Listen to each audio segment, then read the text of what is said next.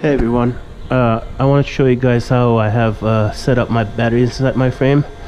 As you guys can see, I have 10 batteries, which are the multi-star 16 amp hour batteries, the 4S, and so I have them stacked up in 5 and another 5 on the other side.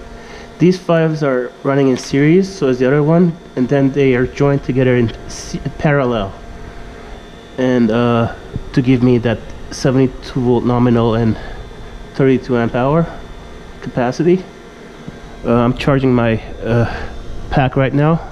I'm just using this cheap Chinese 72 volt charger. I'm like bulk charging everything, so it's much faster. I'm using a Tesla contactor, as you guys can see there, for safety. In case anything goes bad, I could just close it and it will be safe. On the other side, between the batteries and the other frame, in the panel, I'm using I have a it's a DC to DC inverter, so it kind of reduces that 82 volts to 12 volt DC, so I could run my contactor, my LED lights, and the horn and so on. Yeah, that's about it. Hope you guys liked it.